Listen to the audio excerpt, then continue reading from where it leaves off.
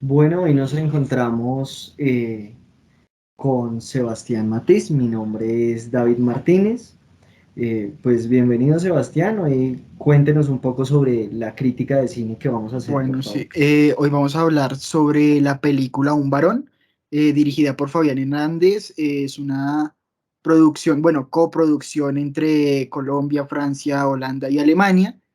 Y pues es una película que retrata la, la masculinidad tóxica, ¿no? Se podría decir. Y bueno, esta película fue estrenada en el Festival de Cines de Cannes en 2022 y luego tuvo como un largo recorrido por diversos festivales internacionales como el de cine de San Sebastián o el de cine de Hamburgo, el Festival de Cine de Lima, hasta que por fin ya llegó a Colombia. Sí, pues decidimos hacer la reseña crítica sobre esta película porque precisamente digamos que tiene algunos protagonistas colombianos, pues se desarrolla en la ciudad de Bogotá. Eh, Se estrena el 13 de abril del 2023 aquí en Colombia y termina pues generando, digamos que un impacto bastante interesante precisamente por lo que decía Sebastián, ¿no? Termina siendo como, termina hablando de esas masculinidades tóxicas que existen en la sociedad. Además de que tiene un elemento bastante interesante. Felipe Ramírez Espitia es bogotano, colombiano, y es, digamos que la persona a la que se le da el protagonismo de esta película. Es interesante que se le dé el protagonismo porque cuando se le habla sobre su interpretación sobre Carlos, dice que de alguna manera pues ese personaje era él, un personaje que termina saliendo también de las drogas, que se ha considerado digamos que buena gente, eh, sin embargo, digamos que es como una de esas personas que lucha por salir de esto, ¿no? Como, no sé si a Sebastián le dio la misma impresión, pero es como si en esta película nos muestran a un varón que no quiere ser tan varón como se le está pidiendo que sea, y además de eso que no quiere vivir en las condiciones en las que está viviendo, pero termina como estando atado a esto, ¿no? Sí, a mí me pareció muy curioso y es que siento que toda la película gira en torno al saber decir no. Porque como que, o sea, él siempre tiene las ganas de, uy, no, hasta aquí, esto, yo no pertenezco a este estereotipo, intento encajar, pero veo que no. Por ejemplo, recuerdo mucho ya, para irme adentrando un poco en la película, cuando los llevan al Santa Fe, con bueno, el personaje secundario que se supone que le está llevando a una pandilla como para mostrarle la vida y le dice, usted tiene que ser un varón, usted tiene que cumplir y va y lo lleva con prostitutas. A él lo que le preocupa, o sea, primero que todo no supo decir no, que no quería ir, porque uno lo ve ahorita, no tiene nada malo, para ellos era, si usted no va, usted no es un varón, etcétera, la parte de la masculinidad tóxica, pero recuerdo mucho que en la escena lo que le preocupaba era, dígale, si sus amigos le preguntan, dígale que yo le cumplí. Si alguno de mis socios le llega a preguntar algo, dígale que nada, que tú no esté bien, que yo no flashe.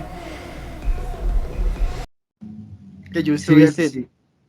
Sí, termina siendo y termina él como un poco no, obligado totalmente a lo que está haciendo, ¿no?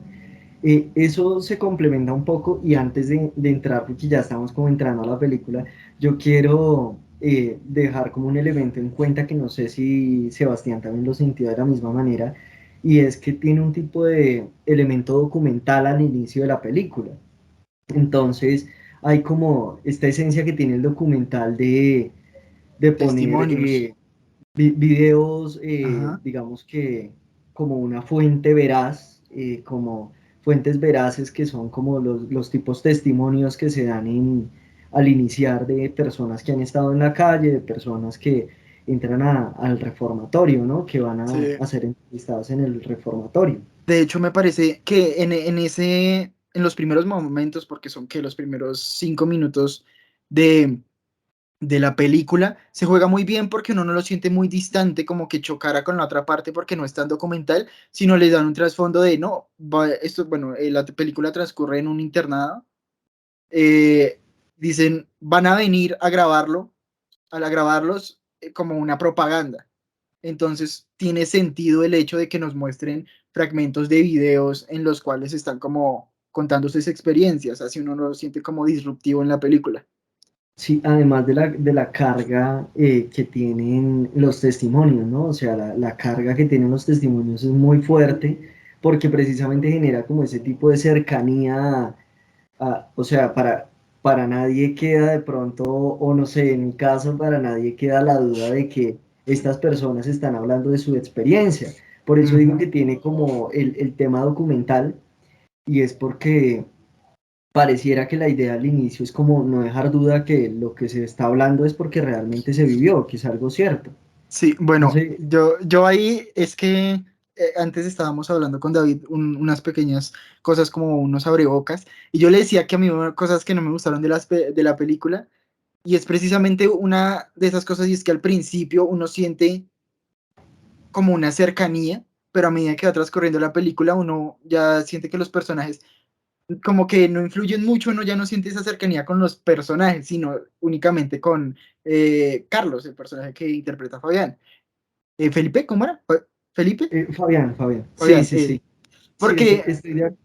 yo, o sea, Ah, yo siento primero que todo eso es un problema muy grande en el cine colombiano, que muchos personajes secundarios como que son intrascendentes, como que uno no logra conectarse y lo sentí mucho con esta película, porque al principio yo decía, bueno, voy a tener una conexión emocional porque las historias están fuertes, las vivencias, etcétera, pero después era como se saludaban, le decía que fuera un varón y ya se apartaba de la escena y era solo Carlos. sí, a mí me pareció, yo creo también en la crítica de esta película, me pareció que sí, eran como muy fugaces, ¿no? Eran como muy fugaces el resto de los personajes, entonces era como, se mostraba, por ejemplo, la historia de la hermana que termina siendo bastante fuerte también ahí, bastante importante.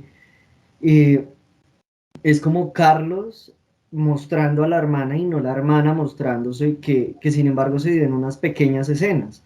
Habían escenas donde la hermana, digamos que se mostraba, hablaba de lo que hacía, pero después como que la historia quedaba ahí, quedaba simplemente en renombrar qué era lo que hacía y por qué era problemática para Carlos, pero no volví. Que se lo impide para que se no esté ahí o que necesita lo que tengo que hacer para que su marica. No me diga esas cosas. ¿Usted qué cree que soy? Porque quiero que ya leí. Tengo cosas que pagar. Tengo que entregar una plata y no la tengo.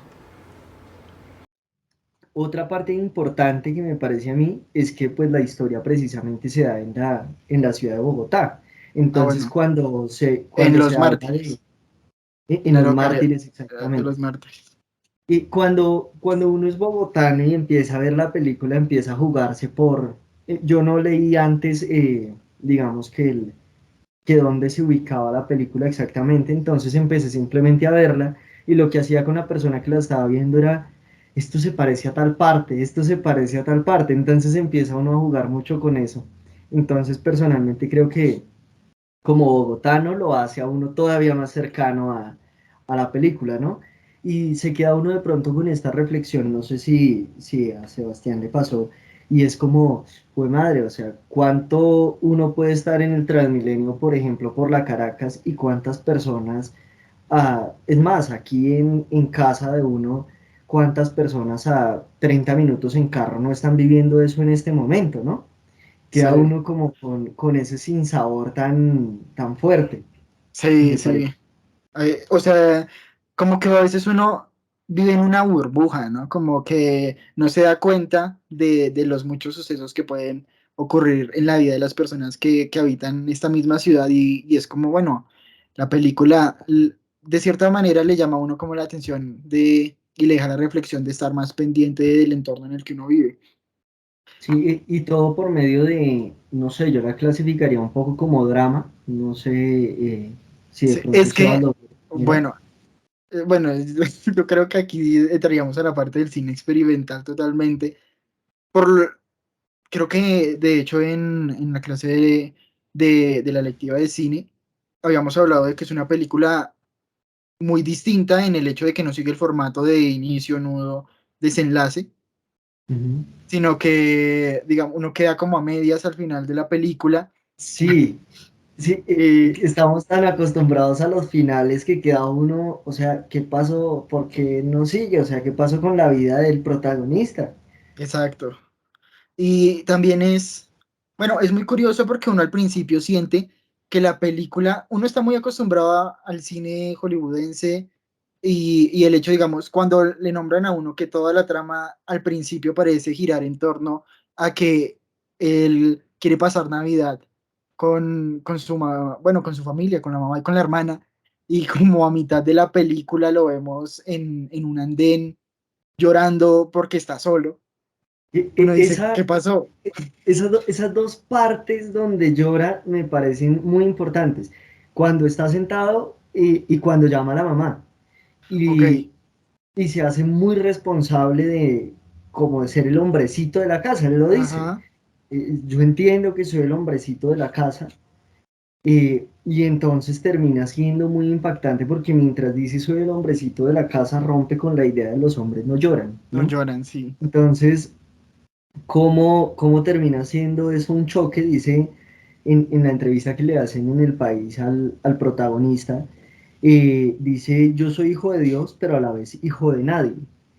Y entonces terminan preguntándole precisamente, como, bueno, entonces usted es huérfano y dice que solo pudo tener los padres hasta los 8 años. Entonces, termina siendo, digamos que, un elemento también muy interesante porque hacer una película, alguien que ha vivido esto, siento que le da una carga emocional mucho, mucho más fuerte, Mucho ¿no? más fuerte. Sí, a mí me parece también, hablando la parte de romper el estereotipo de que los hombres no lloran, me parece muy curioso que aún teniendo en cuenta que estaba hablando con personas que supuestamente ven la masculinidad súper fuerte en la calle cuando está él llorando en la calle, no lo recriminan ni nada, sino dicen, pero es que por lo menos nosotros tenemos a nuestros familiares para pasarla. Y es como, o sea, puede que los hombres no lloren en una masculinidad tóxica, pero es que hay cosas que sobrepasan al ser humano y ya uno siente como esa impotencia y tiene que desahogarla de alguna manera. Sí, yo, digamos que ya terminando un poco el análisis que estamos haciendo acá, la crítica un poco de cine, eh, Sebas cree que, o sea, valió la pena, es recomendable esta película, ¿qué piensa usted? Y bueno, Yo- claro, ahorita yo lo digo para no ahorita, quedar como entrevistador. sí, bueno, yo creo que, bueno, es recomendable, pero que no se vea como una película en general, porque si uno va con la experiencia de una película, uno tiene en la cabeza lo que habíamos dicho, inicio, nudo, desenlace y va a quedar con un desasosiego extraño, sino véala como una producción audiovisual para reflexionar, como para conocer una vida de, de otra persona, como un testimonio, diría yo, que creo que debería ser mucho la idea del autor, porque igual un testimonio de una vida no siempre tiene final, es como, ahí está. Sí, o sea, la vida de él sigue, ¿no? O sea, Ajá. lo está haciendo. Eh, yo también pienso que es totalmente para recomendar y especialmente para las personas que tenemos como tanto sentido social, ¿no? Porque termina uno como, o sea, muy choqueado de esto. Yo me la vi con dos personas, una de las personas se puso a llorar cuando la estaba viendo, decía como, uff, o sea, no, es muy fuerte realmente lo que se vive en la calle. Entonces, totalmente recomendable. Quiero, en últimas, como cerrar con esta pregunta y es, ¿qué tal el elemento musical? El elemento Uy, musical que, por ejemplo, especialmente el que se da al final, o sea, yo siento, bueno, yo justo quería hablar, no sabía cómo abordar el tema, pero a mí no me gustó la selección de la banda sonora de la película, porque creo que desaprovecharon canciones más urbanas que sé que se escuchan en Bogotá. O sea, yo siento que la mejor elección de banda sonora para esa película hubiera sido algo de Crack Family, sí o sí. Pero igual, o sea, siento que a pesar de tener un encontrón como decir, uy, hubiera sido una mejor elección esta canción, está bien. A mí me gustó mucho el toque que se le da al final, cuando empieza a cantar la del ángel y la canta él, o sea, genera un sentimiento mucho más fuerte, ¿no? Ajá. Porque ya uno como que conoce la historia que viene desde atrás y Ok. termina siendo muy fuerte. Sí, es que no, si no estoy mal, yo digo que había mejores selecciones porque creo que hay una canción de Crack Family que habla sobre exactamente del hijo de nadie. Entonces, o sea, igual Tego Calderón fue una buena elección. Si no estoy mal, es la misma que cantan en la fiesta, bueno, como en los primeros minutos de la película, de la de Yo tengo un Ujú. ángel que me protege. Sí, Sin sí, sí. visos, pero igual, o sea, la elección de que él la cantara al final, porque uno ya conoce la evidencia, está buena, pero yo hubiera elegido otra canción tal vez. Ok, no, o sea, podemos definitivamente decir que es una película con bastante sentido social y que logra traernos a la vida que viven muchas personas y que muchas veces ignoramos, como lo decía Sebas. Ujú. Bueno, yo creo que esa por el tiempo es, digamos que parte de la crítica que les queríamos traer sobre la película Un Varón y pues esperamos si la pueden ver que la disfruten Que la también y que disfruten. den sus opiniones, ¿no? Sí. Y yo creo que es importante verla como con más personas para debatir. Yo, en mi caso, me tocó verla solo, pero por lo menos aquí hice la charla de comentar aspectos que me parecían importantes. Sí, Entonces, por el lenguaje que se maneja, por todo, o sea, es totalmente muestra como lo que se vive realmente. exacto.